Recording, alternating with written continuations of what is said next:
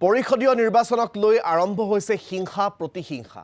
মুছলপুৰত ইউপিপিএলৰ নেতাৰ বাহনত আক্ৰমণ বিপিএফ কৰ্মী সদস্যৰ। কাৰ্যবাহী সদস্য ৰাকেশ ব্ৰহ্মৰ কনভয়ৰ বাহনত চলোৱা আক্ৰমণক লৈ তীব্ৰ উত্তেজনা। মুছলপুৰ নলুবাৰীত সংঘটিত হৈছে এই ঘটনাত জড়িত বিপিএফৰ এগৰাকী সমৰ্থকক আটক কৰিছে আৰক্ষীয়ে। ইতিমধ্যে বড়োভূমিত নিৰ্বাচনৰ যি পৰিৱেশ সেই পৰিৱেশ ক্ৰমান্বয়ে এতিয়া গৰম হৈ উঠিছে। প্ৰচাৰ অভিযান পূৰ্ণগতিত চলি আছে। তাৰ মাজতে নিৰ্বাচনী হিংসাত্মক ঘটনা সংঘটিত হৈছে মুছলপুৰৰ নলুবাৰীত। এগৰাকী ইউপিপিএলৰ সদস্যৰ বাহনলৈ শিল দলিয়াই সেই বাহন আক্ৰমণ কৰাৰ অভিযোগ উঠিছে আৰু সেই ঘটনা বিপিএফৰ সমৰ্থক সদস্যই সংঘটিত কৰাৰ অভিযোগ উঠিছে আৰু এই ঘটনাৰ লগত জড়িত এগৰাকী বিপিএফ সমৰ্থকক আৰক্ষীয়ে আটক কৰিছে বুলি জানিব পৰা গৈছে।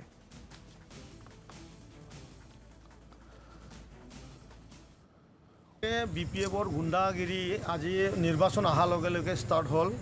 আমাৰ মুছলপুৰ স্থিত আমাৰ জয়সিং ব্ৰহ্ম বুলি এজন প্ৰাক্তন BLT আৰু এই অঞ্চলৰ মস্ত এটা গুণ্ডা।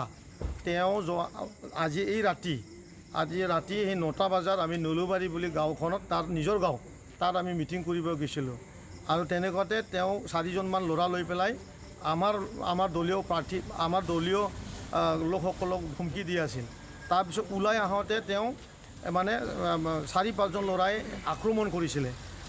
আমাৰ পুলিচৰ গাড়ী আছিলে, তাত মানে পূৰা মানে জোঙা পাথৰেদি পূৰা পাথৰবাজি কৰিছে আৰু এনেতে আমাৰ এস্কৰ্টৰ যি মানে আমাৰ টীম আছিলে তেখেতসকলে তাক খেদিছে। দেহা আৰক্ষীয়ে খেদি তেখেতসকলক 3জনক নাপালে এজনক পাইছে।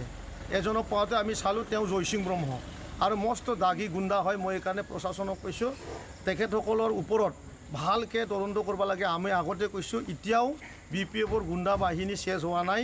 তেখেতসকলক যিমান পাৰে ইমান আমাৰ বাক্সা ডিষ্ট্ৰিক্টৰ আৰক্ষী মহোদয়ক মই ক'ব খুজিছোঁ তেখেতক অতি সোনকালে গ্ৰেপ্তাৰ কৰি আমি অলৰেডি অৱশ্যে তেখেতক আমাৰ পুলিচসকল মানে ধৰি লৈ আহিছে, থানাত চমজাই দিছে।